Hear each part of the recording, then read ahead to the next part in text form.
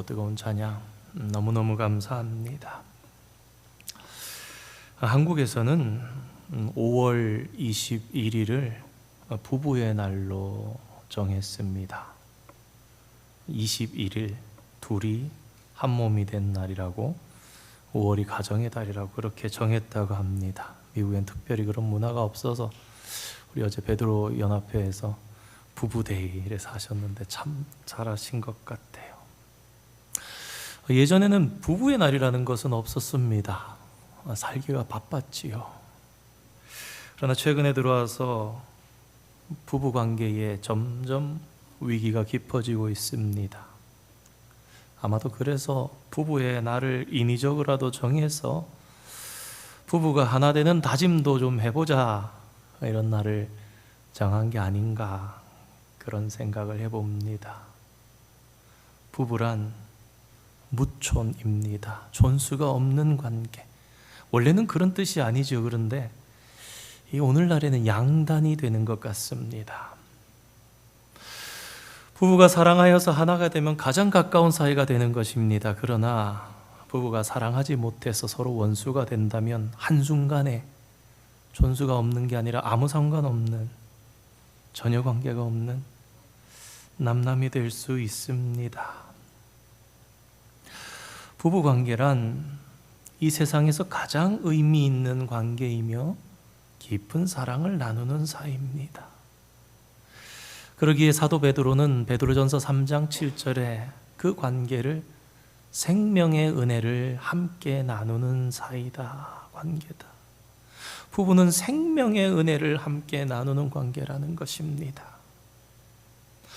그러나 그런 아름다운 사랑으로 나아가는 부부들이 이 땅에 진정 얼마나 됩니까? 우리의 조국 한국이나 이 땅 미국이나 부부들의 차화상은 별로 그렇지 못한 것 같습니다. 한국에는 부부 10쌍 중 한 쌍이 별거 중이라고 합니다. 이혼했다는 얘기가 아닙니다. 이혼은 이미 3분의 1을 넘어섰고, 지금 한 지붕 아래 살고 있는 사람들, 아직까지 가족 관계 증명서를 떼면 부부라고 나오는 사람들 중에 10%는 따로 살고 있다는 것입니다. 또 한 집에 함께 살고는 있지만 사실상 정서적으로는 이혼 상태에 있는 부부들이 많다고 합니다. 부부가 한 집에 살지만 대화가 없습니다. 또 더러더러 많은 부부들이 서로 방을 따로 사용합니다. 각 방을 쓴다고 하죠. 부부 간의 대화가 가정의 경제 문제나 아이들에 대한 대화가 전부입니다. 부부가 살갑게 대화를 나누거나 마음의 깊은 소통이 이루어지지 않고 있습니다. 결국 심리적으로는 이미 남남이지만 그렇다고 이혼으로 가기까지는 귀찮을 따름입니다. 각종 불편과 시선과 부담을 피하기 위해서 단지 법적으로만 혼인 상태를 유지할 따름인 사람들이 많이 있습니다. 몇 해 전에 한국보건사회연구소에서 혼인의 실태와 가족 주거의 변화라는 보고서를 작성했는데요. 거기 보면 몇 가지 매우 흥미로운 결과가 나옵니다. 이혼이나 별거를 하는 이유에 대해서 놀랍게도 그 첫 번째 이유가 오늘날에는 경제적인 문제랍니다. 그리고 다른 한 보고서에서 보면 한국에 남편의 수입이 한 달에 1,000만 원이 넘어가면 이혼 확률이 거의 없어진답니다. 그 뒤이어서 이유들은, 두 번째는 배우자가 외도를 했기 때문에, 세 번째는 우리가 옛날에 1등이라 생각했던, 몇 해 전만 해도 성격 차이, 그리고 학대나 폭력, 가족 부양 의무를 불이행하는 그런 것들이 이어져서 나왔습니다. 놀랍습니다. 과거에는 성격 차이가 가장 높았는데 이제는 경제적인 문제가 첫 손가락을 꼽는다는 것입니다. 급변하는 사회 환경 속에서 결혼과 이혼에 대한 가치관이 크게 변하고 있는 것입니다.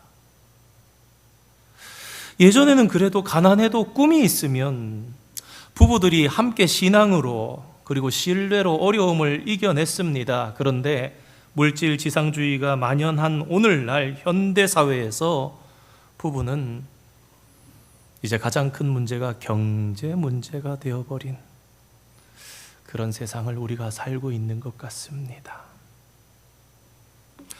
오늘 우리가 함께 받은 에베소서 말씀에서 사도 바울은 가정을 단지 부부가 결혼해서 이루어가는 낭만과 로맨스로 엮이는 인간적인 사랑으로만 국한하는 생각에 이의를 제기합니다. 그렇지 않다라는 것입니다.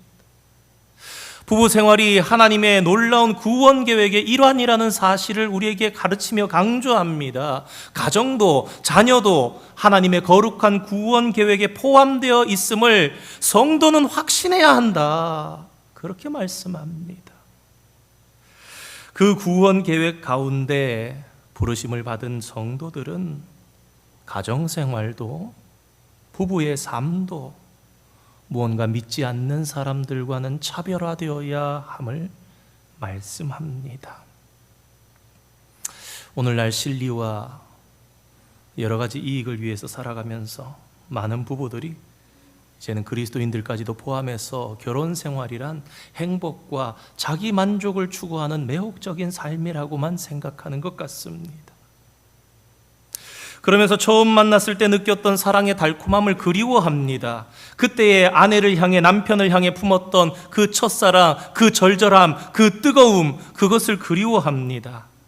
신혼 초에 그저 둘이 같이 있는 것만 해도 행복했던 그 쾌락의 시간을 잊지를 못합니다. 그러면서 이제는 그 사랑이 식었다고 탄식합니다. 우리 청년들에게도 굉장히 도움이 되는 지혜의 말씀입니다. 이렇게 듣고 가슴에 새기면서 더 좋은 또 결혼 생활을 해나갔으면 좋겠습니다.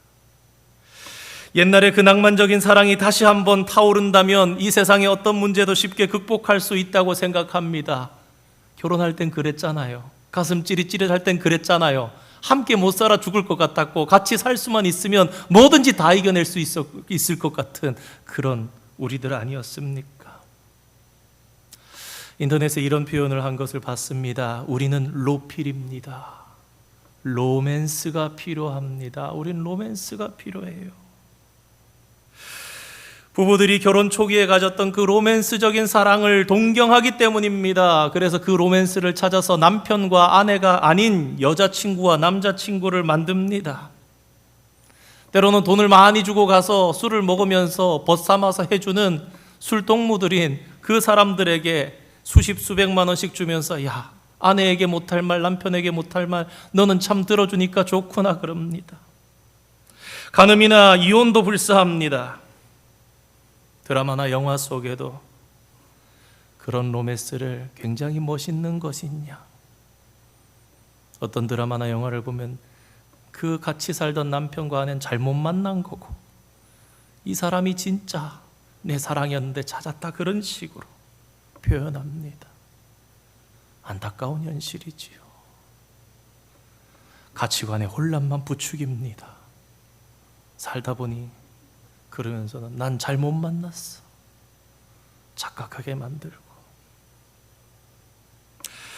사실 낭만적인 사랑은 남녀의 결혼의 출발점이기도 합니다.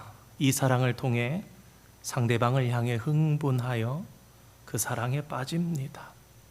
제가 좀 부적절한 단어를 사용한 것 같습니까? 아닙니다. 이것은 나쁜 것도 아니고 죄악시할 필요도 없습니다. 이 낭만적인 사랑은 우리의 전 존재를 사로잡을 수 있는 강렬한 힘이 있습니다. 이 낭만적인 사랑의 근원에는 에로스적인 사랑이 담겨 있습니다. 남자와 여자 사이에만 느껴지는 성적 매력만입니다.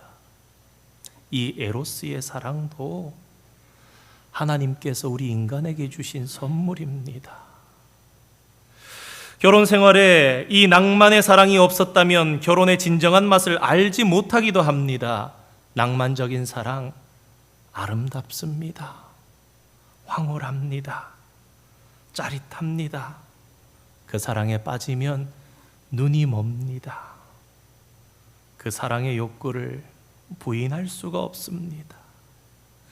그 낭만적인 사랑에 우리가 빠져 있을 때는 상대방의 약점도 그대로 받아들입니다. 아니, 약점이 안 보입니다. 아니, 약점이 그 사람 장점처럼 보입니다. 야, 저 사람은 남들은 안 그런데 이렇네. 이 사랑에 빠진 청춘 남녀는 마냥 즐겁고 들떠 있습니다. 지금 이 순간에도 이 지구촌에 사랑하는 수많은 남녀들은 마음이 붕붕 하늘을 떠다니는 것 같이 살아갈 것입니다.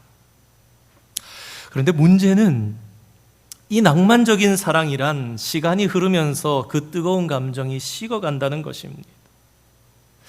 언제부터인가 이 낭만적인 사랑이 우리 안에 퇴색됩니다. 그러나 무엇이 과연 이 낭만적인 사랑을 우리로 하여금 상실하게 하는지에 대한 그 근본적인 질문을 던지는 사람은 거의 없습니다. 그러면서 다만 상대방을 원망할 따름입니다. 뭐라고 원망하죠? 변했어. 그렇게 원망하죠. 나는 그대로인 것 같은데 네가 변한 거야. 그러면서 과거의 낭만적인 사랑에 집착한 채 부부 생활을 하려고 합니다. 문제는 너야. 우리가 돌아가려면 네가 다시 옛날처럼 해줘야 돼.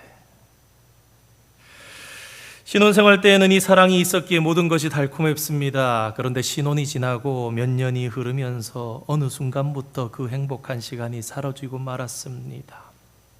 간혹 어떤 부부는 이 사랑이 10년, 20년, 아니 지금 70, 80이 되어서도 지속된다고 하는 분들이 계십니다. 지금도 아내의, 남편의 손을 잡으면 찌릿찌릿하시다는 분들도 계십니다. 그런 분들은 그 에로스적인 촉감이 영원하시기를 바랍니다. 여러분 모두가 그러실 수 있으면 정말 정말 좋겠습니다. 그렇지만 거의 대부분의 분들이 아시는 것처럼 현실적으로는 그 낭만적인 사랑이 오래가는 부부들이 거의 없습니다. 개인적인 차이가 있겠지만 보통 결혼 생활 10년, 5년 이상 지나면 권태기가 자연스럽게 찾아옵니다. 우리 청년들 결혼해서 5년, 10년 있으면서 더 선배들 보면서 우리는 안 그런데 그 시간 더 지나 봐야 합니다. 마치 슬프게도 오래되어 거들떠보지 않는 중고 가구처럼 썩 맘에 들어서가 아니라 그저 필요해서 여기저기 생채기가 좀 있지만 모양이 예뻐서가 아니라 갖다 놓은, 그래서 사용은 하고 있는 중고 가구처럼 상대방에 대해 무관심해지기도 합니다. 이 중고 가구처럼이라는 글을 적어놓고 십수번 설교를 리뷰하면서 굉장히 마음이 슬펐습니다. 중고 가구처럼 남편과 아내를 보고 있진 않은가. 성도 여러분, 왜 낭만적인 그 사랑이 오래가지 않습니까? 오직 성경만이 그 진리를 우리에게 보여줍니다. 세상의 다른 곳에서는 절대로 찾을 수 없는 해답을 멀지도 않게 창세기에서 우리에게 그 답을 보여줍니다. 우리가 잘 아는 것처럼 아담은 하와를 자신의 아내로 맞아들였습니다. 아담과 하와라는 너무나 행복한 커플이 탄생한 것입니다. 그래서 아담은 하와를 가르쳐서 이는 내 뼈 중에 뼈요 살 중에 살이라 감탄을 하면서 좋아합니다.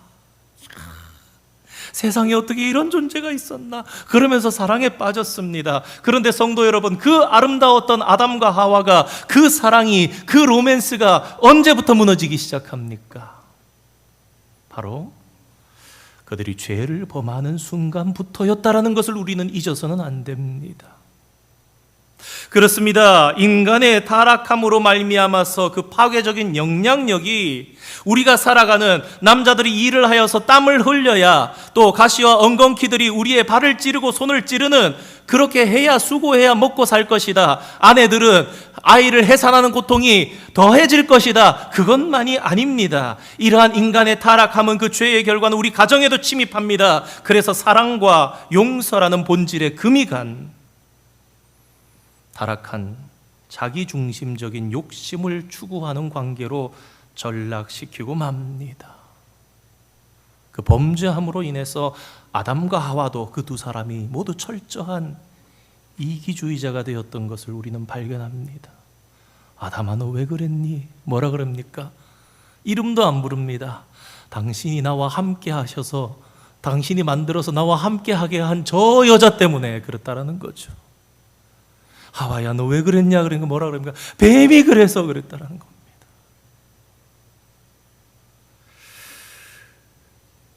인간에게는 여전히 그 죄성이 남아있는 것입니다. 그래서 그 낭만적인 사랑이 영원히 지속되지 못하는 것입니다. 아무리 인간이 순애보적인 사랑을 한다 해도 우리는 이기주의자입니다. 조금만 잘못하면 사랑하는 사이가 미워하는 사이로 변질됩니다. 요새는 유튜브에 별의별 채널들이 다 올라와서 연애하는 채널들 보면 이쁘고 알콩달콩하는 모습만 올리는 데도 있는데, 연애하면서도 순간순간 수도 없이 싸우고 또 싸우고 그러는 유튜브 채널들도 있는 것 같더라고요. 뭐 대단한 잘못을 했습니까? 별거 아니에요. 작은 것. 대답을 뭘 했다는 것부터, 오늘 음식을 뭘 선택했다는 것부터, 오늘 장소를 왜 여기 선택했냐부터 다 조금만 잘못하면 미워하는 사이로, 아니 쟤네 둘 사랑한 거 맞았어. 서로 원망하며 책임을 전가합니다. 왜 그러냐? 범죄함 때문입니다. 더구나 오늘날 우리가 살아가는 이 사회는 수많은 장애물과 어려움이 우리 가정 앞에 지뢰밭처럼 펼쳐지고 있습니다. 오늘날 지뢰밭은 저 멀리 중동에 있는 것이 아니라, 저 호르무즈 해협에만 있는 것이 아니라 바로 오늘 우리의 가정에 시시각각 안으로 밖으로 경제적인 위기가 예전보다 만성화되고 있습니다. 그래도 20, 30년 전에는 허리띠 좀 졸라매자, 좀 더 아끼자, 열심히 일하자 하면은 미래가 밝아질 거라는 희망이 보였습니다. 그러나 오늘날은 열심히 허리띠를 졸라매며 애를 써도 좀처럼 나아지지가 않는 것 같습니다. 남편은 물론 아내도 장시간의 노동을 해야 살아가는 세상이 됐습니다. 아내가 가정의 경제력을 위해서 직장으로 사업으로 뛰어들며 맞벌이 부부가 되어야 살아갈 만하다. 최근에는 미국의 중산층이 없어지고 있다. 아니, 이미 없어졌다. 맞벌이 부부 보고서를 미국이 작성했죠. 지난 수십 년간 잘 살아보려고 했던 미국의 맞벌이 부부의 실태가 무엇을 얻고 무엇을 잃었는가, 그런 얘기들을 합니다. 삶이 그러다 보니 부부가 모두 마음의 여유가 없고 심신이 피곤합니다. 이런 척박한 토양을 살아가는 부부들의 관계에 심한 긴장이 어김없이 너무나 쉽게 찾아옵니다. 그래서 조금만 건드리면 감정이 터지기가 일쑤입니다. 가만히 내버려두면 되는데 오히려 그런 방향으로 가는 거죠. 갈등의 골이 깊어지고 있습니다. 아울러서 요즘에는 부부들도 장시간 헤어져 살 수밖에 없는 현실적으로 어려운 여건들도 많이 생겼습니다. 자녀의 공부로 인해서 부부들이 떨어져서 살아가는 삶이 있을 수도 있습니다. 부부가 서로의 직업적인 사정으로 오래 헤어져서 지낼 수도 있습니다. 또 질병으로 인해서 부부가 예전 같은 사랑의 금슬을 누릴 수 없는 고통도 있습니다. 목이 아파, 허리가 아파, 다리가 아파, 팔이 아파. 이제 겨우 몇 번 안아볼라 그러던 것도 이제 아파가지고 앉지도 못하고 주저주저 그러다 보면은 피부라도 잘 닿지 않는 그런 삶들이 이어집니다. 낭만적인 사랑이 대단한 것 같은데, 시작할 땐 분명 그랬는데, 검은 머리 팥불이 될 때까지 이 사랑으로 뜨겁게 살면 다 해결하고 살 수 있을 것 같았는데, 그 낭만적인 사랑이 안타깝게도 현실의 충격 속에 너무나 쉽게 상처를 받고 아무것도 아닌 것처럼 깨어져 버리고 맙니다. 그 사랑을 오래 지속하기에는 우리가 살아가는 오늘날 이 땅의 현실이 너무나도 거친 것만 같습니다. 일전에 TV에서 이런 내용을 봤습니다. 남편이 일하는 삶을 찍어서 방송합니다. 아직 방송이 나가기 전에 어떤 걸 찍었는지 집에 있는 아내랑 이렇게 있으면서 TV로 그 집에서 보여줍니다.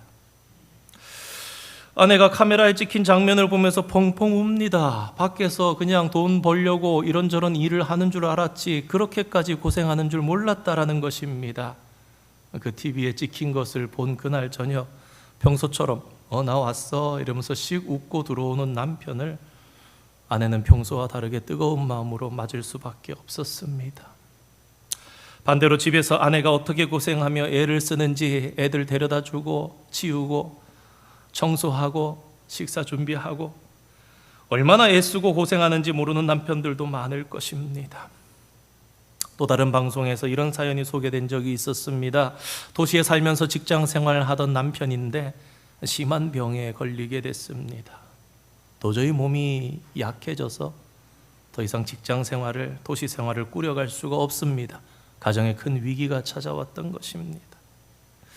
그래도 이분의 아내가 착한 심성을 가지고 있었습니다. 그래서 아내가 남편에게 과감하게 우리 시골 가서 농사 지으면서 삽시다. 그래서 바닷가 시골로 가서 해산물을 채취하고 농사를 지으면서 살아갑니다. 아내가 해녀가 되어서 해산물을 채취하며 그 아내가 바닷물에 잠수해서 빨리 돌아오지 않으니까 남편이 그 아내를 기다립니다. 자세하게 더 설명을 드리지 않아도 그 부부의 영상을 보면서 눈물 흘린 사람들이 참 많았다고 합니다.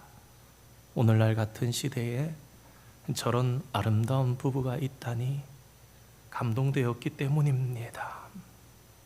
그런데 오늘날 현실적으로 그러한 순애보적인 사랑을 꽃피우며 살아가는 부부가 과연 얼마나 되겠습니까? 사랑하는 성도 여러분, 그런데 하나님께서는 당신의 자녀들이 이 세상을 살면서 낭만적인 사랑에만 머물러 살기를 결코 원하지 않으십니다. 그것만을 위해서 둘이 한 몸이 되게 하신 것이 아니라는 것입니다.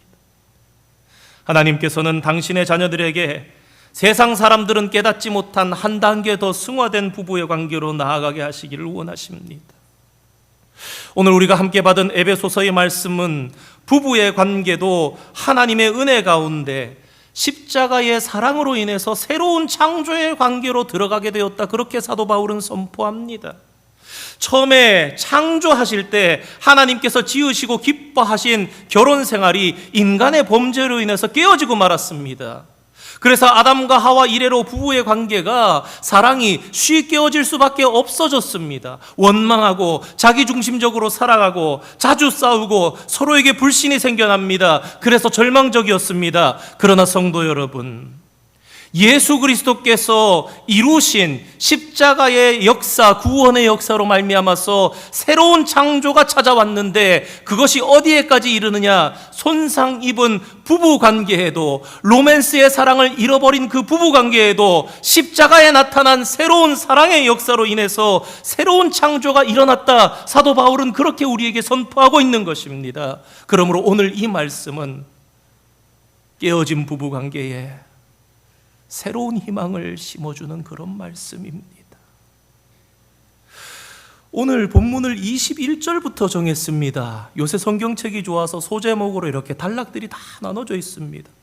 보면 21절은 15절부터 묶인 그리스도의 이름으로 감사하라, 그 부분에 엮여 있는 건데, 목사님 오늘 설교 본문을 한 절 잘못하신 거 아닌가, 그런 생각하신 분들도 있을 거예요. 22절부터 33절까지가 남편과 아내들을 향해서 주신 교훈인데, 그러나 성도 여러분, 잘못 선정한 것이 아닙니다. 이 22절부터 33절까지의 말씀을 따로 떼어 놓으면요, 이거는 진짜 안고 빠진 빵입니다. 속 빠진 빈 빵이에요. 그리스도를 경외함으로 피차 복종하라, 그것을 가지고 들어가야 되는 거예요. 그래서 오늘 21절 말씀도 굳이 넣어서 읽었습니다. 모든 인간관계에 있어서 그리스도를 경외함으로 피차 순종하는 것이 우리의 성도의 삶의 기본 자세가 되어야 된다는 것입니다. 그리고 바로 거기서 부부를 향한, 남편을 향해서, 아내를 향해서도 들어가야 한다는 것입니다. 그리고 아울러 사도 바울은 25절 말씀에서 33절 말씀까지 진정한 결혼 생활의 행복이 바로 아가페의 사랑에 있다, 그렇게 말합니다. 남편들이여, 아내들이여, 25절에서부터 끝까지 이어지는 8절의 말씀 가운데 사랑이라는 단어는 무려 6번이나 나옵니다. 신약 성경은 헬라어로 쓰여졌다 그러죠. 그 헬라어 성경에는요, 사랑이라고 쓸 수 있는 단어가 총 3가지가 있습니다. 하나는 에로스입니다. 남자와 여자 간의 사랑이죠. 하나는 필로스입니다. 필로우입니다. 이 필로스는 친구의 사랑, 우정을 얘기합니다. 그리고 마지막으로 아가페의 사랑, 하나님의 사랑입니다. 그런데 6번 등장하는 남편이여 아내를 사랑하라 할 때 이 사랑은요, 에로스가 아닙니다. 단 한 번도 에로스로 쓴 적, 그리고 우정이라도 유지해라, 필로스도 한 번도 사용 안 했습니다. 모두 한결같이 6번 다 아가페의 사랑을 하라, 아가페의 사랑을 하라. 남편이여 아내를 아가페로 사랑하라, 아내여 남편을 아가페로 사랑하라. 우리가 이 말씀을요, 사실은요, 많은 분들이 잘 모릅니다. 제대로 적용하지 못합니다. 그냥 한글로 사랑하라, 당연한 거 아니야? 그러면서 내 현실과 이상은 멀리 떨어져 있지만 사랑해야 되는 게 당연한데 잘 안 되네, 그렇게만 머물러 있는 거예요. 이거는요, 로맨스적인 사랑을 회복하라, 다시 그때처럼 살아가야 된다, 그 말씀이 아니에요. 거기로는 부족하다, 그것으로는 안 된다. 그리스도께서 새롭게 우리를 창조하신다. 어떻게? 십자가의 구속의 사형으로. 그러므로 이제는 로맨스의 사랑에서 더 올라서서, 에로스의 사랑에서 더 올라서서 아가페의 사랑으로 나아가야 한다. 그 말씀이 오늘 이 에베소서 5장에 우리에게 하시는 말씀입니다. 아가페는 하나님이 인간을 사랑하시는 그 사랑에만 사용되었던 단어입니다. 그런데 오늘 본문에서 주님은 이 아가페의 사랑을 남편에게 요구하십니다. 이것이 얼마나 놀라운 비밀인지 모릅니다. 우리가 예수를 믿고 주님의 십자가의 사랑에 깊이 다가갑니다.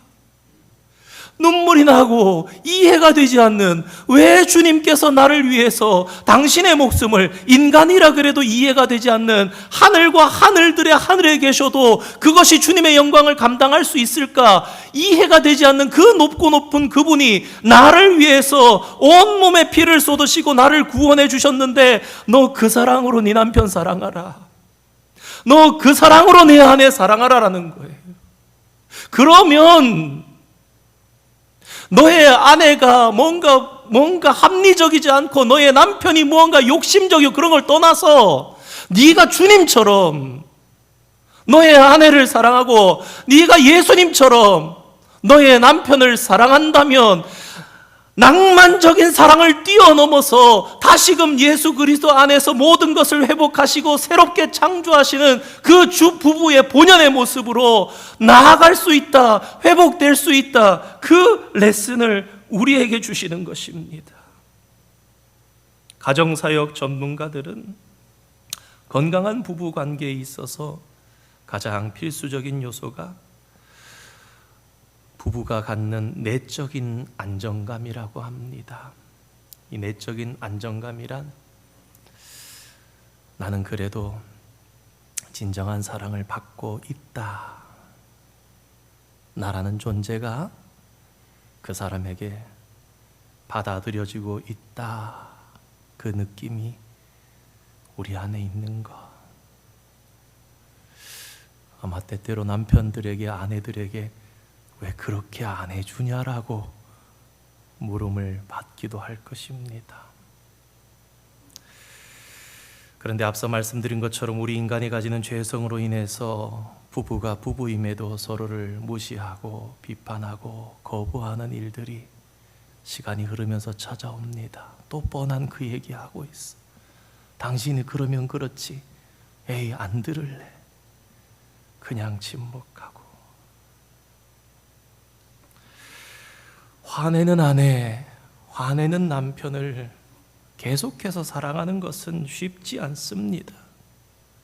그러나 오늘 주님께서 우리에게 명령하시는 것처럼 그리스도를 향한 경외감으로 인해서 내 자신의 내적 안정감이 생겨날수록 이런 모든 가정의 위기를 극복해낼 수 있는 우리의 내적인 힘이 생겨집니다. 여러분 한번 생각해 보십시오. 우리 중에 부부가 두 사람이 다 신앙이 좋은 분들, 곰곰이 생각해 보면 신앙 없었으면 벌써 이혼했을 것 같은 분들도 많이 계실 수 있을 것 같아요. 그래도 저 사람이 기도하고, 그래도 저 사람이 구원받은 사람이고, 그 안에서 한 가지 희망을 걸고 있는 거죠. 근데 거기서 머무는 것이 아니라 두 사람이 정말 그리스도를 경외하는 그 뜨거운 마음으로 상식적인 기대를 하는 것이 아니라 그 내려놓고 주님이 아직 죄인 되었던 나를 끌어안으시고 사랑하셨던 것처럼 너는 그래도 나는 주의 사랑으로 봉사로 나아가야지.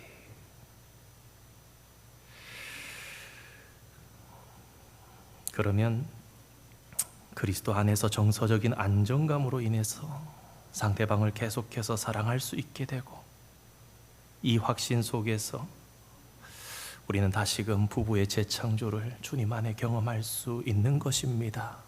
그러나 이 사랑의 확신이, 이것에 대한 확신이 없을 때 부부에게는 두려움이 찾아오고, 그 두려움으로 인하여서 상대방을 향해 내 마음을 열지 못합니다.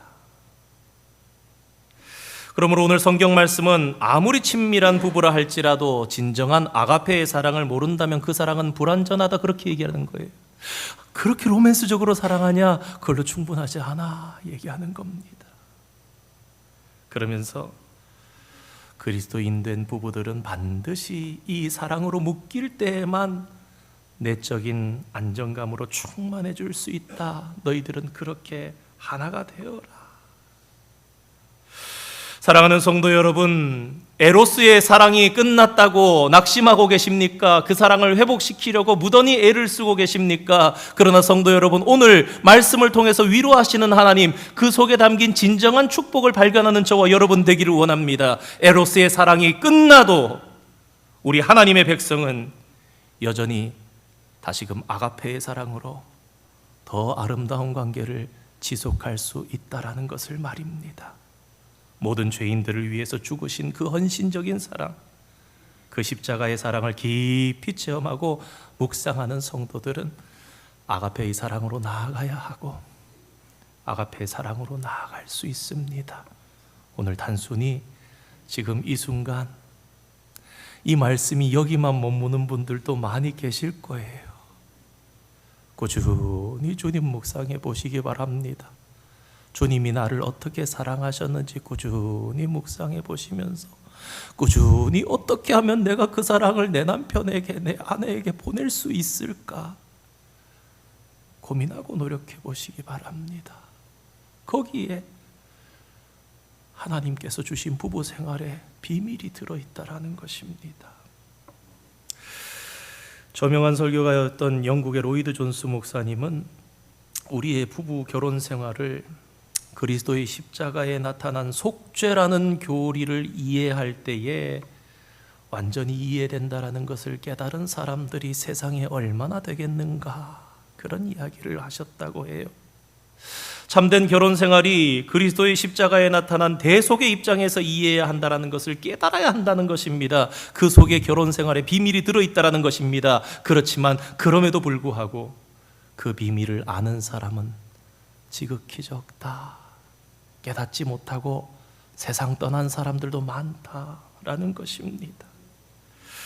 성도 여러분, 낭만적인 사랑이 완전히 가시고 명분만 남은 부부 관계라 할지라도 그러므로 오늘 소망을 가지시기를 바랍니다. 십자가에서 자신을 죽기까지 내어주신 주님의 사랑을 가지고 두 사람이 하나로 묶일 수 있습니다. 그리고 거기에는 세상 사람들이 이해할 수 없는 사랑의 기적이 나타날 수 있다는 것을 다시금 기억하며 우리 가슴에 새기기를 원합니다.